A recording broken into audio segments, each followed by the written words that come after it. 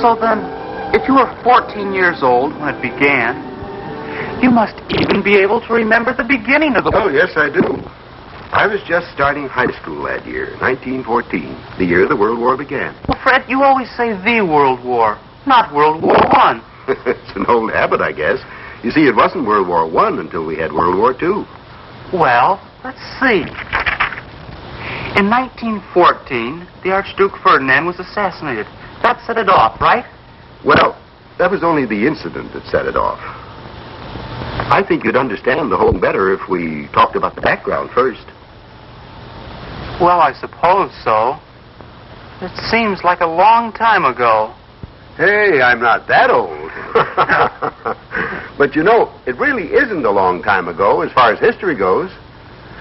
Still, the America I knew in 1914 wasn't the same as the America you know today. Let's start with that. We were more of a rural nation then, lots of people on the farms. Mechanization hadn't come to the farms, but it was on the way. In the country, autos were few and far between. But in our cities, automobiles were beginning to compete with horse-drawn wagons. We had no radio, no TV.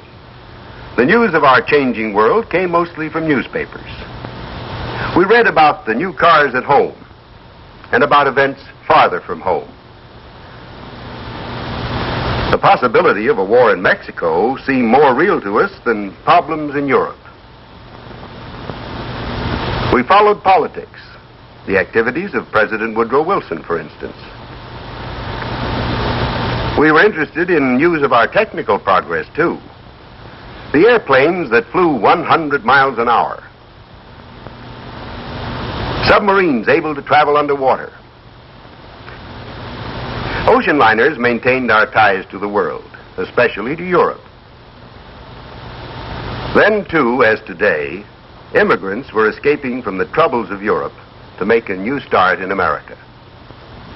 Well, do you think immigrants in 1914 left Europe because they saw a war coming? No, I doubt it. Then the war came as a surprise. Well, yes and no. There were some warnings that went back to about 1870. 1870? Yes. You see, when I was in high school, the most recent European war we studied was the Franco-Prussian War. In this short, bitter struggle, Prussia beat France badly in 1870. Prussia emerged as the leader of the German states. In 1871 at Versailles, the German Empire was proclaimed under the dynamic guidance of the German Chancellor Bismarck. Germans were elated with the efficiency of the German armies, but the rest of Europe was worried by this new and frankly militaristic power. Between 1870 and the early 1900s, Germany grew in importance, a strong, thriving nation. And Germany continued to maintain large armies, which worried Europe. All her able-bodied men had universal military training.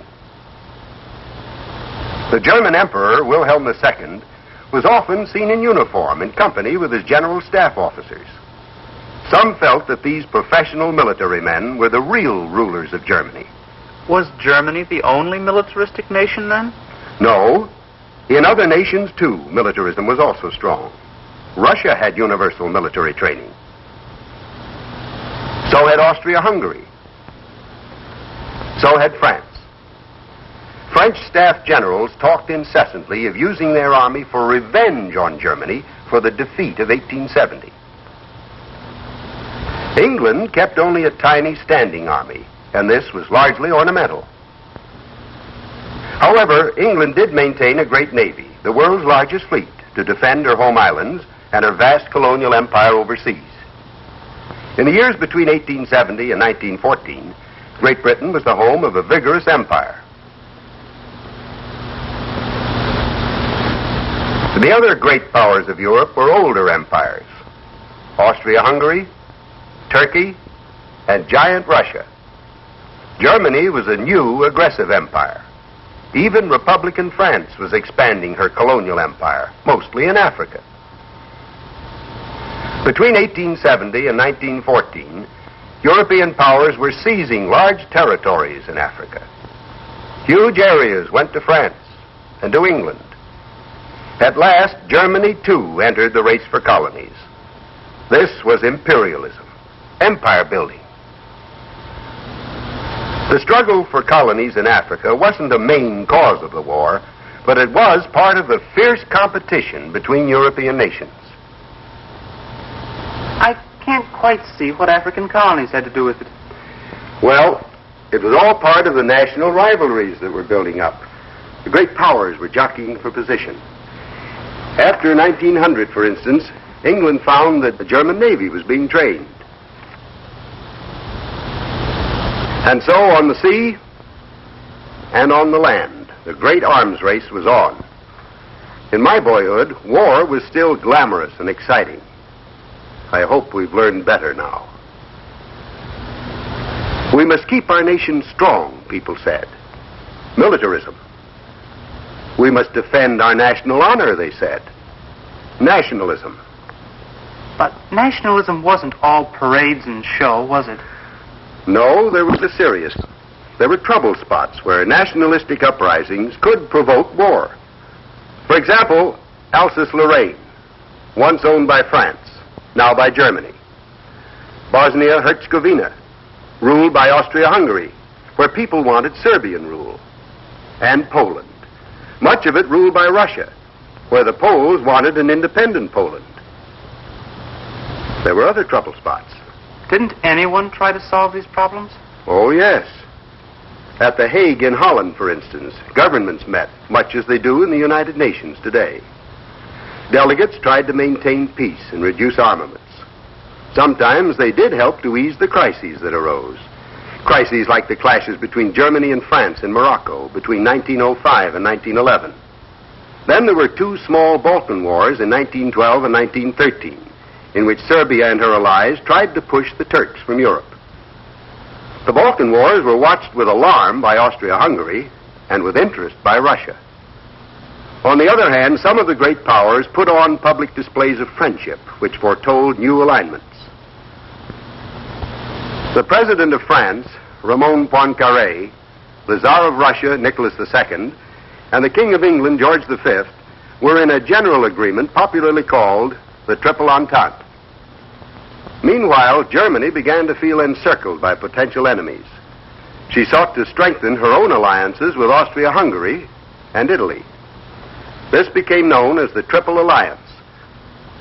So, by 1914, Europe was divided into two great armed camps, the Triple Entente and the Triple Alliance, both tensely watching the Balkans. For one thing, Germany wanted to build a railroad from Berlin through the Balkans to Baghdad in the Middle East. Russia wanted an outlet on the Black Sea through the Straits of the Bosporus, controlled by Russia's old enemy, Turkey. So, Germany wanted a railroad, Russia wanted a Black Sea outlet, and Serbia wanted to unite all the South Slavic peoples into one nation. So there were conflicting interests in this Balkan area. This was the powder keg of Europe. When Colonel House returned from Europe and reported to President Wilson in 1914, he said, "Everybody's nerves are tense. It only needs a spark to set the whole thing off." A spark. Sarajevo was that spark, right? That's right. But you see, I wanted to tell you a bit about the background so that you'd understand why a spark could set off a great war. And it all began with an event in this little town in the Balkans. The date was June 28, 1914. Many people thought the assassination of Ferdinand, heir to the Austrian throne, would set off another small Balkan War. You didn't think it would grow into a big, long war? Not immediately. The next move was up to Austria. What would old Franz Joseph, Emperor of Austria, do? The Austrian ultimatum sent to Serbia was impossible for Serbia to accept. Almost immediately, Russia backed Serbia, her ally, and the Russian Tsar Nicholas announced that Russian troops would defend Serbia. Russia would go to war with Austria-Hungary if she attacked Serbia. Tsar Nicholas had the support of the French President Poincaré, who declared that France would honor her alliance with Russia in case war came. Sir Edward Grey of England tried to promote arbitration to stave off disaster. But Germany backed Austria. Kaiser Wilhelm said Germany would help her ally Austria, though at the last moment he did try to restrain the Austrians. The final decision remained Franz Joseph's. The whole world watched him. Then on July 28, 1914, war was declared by Austria. Austrian troops marched southward into Serbia. Mobilization began. In Russia, in France, in Germany. World War I had started.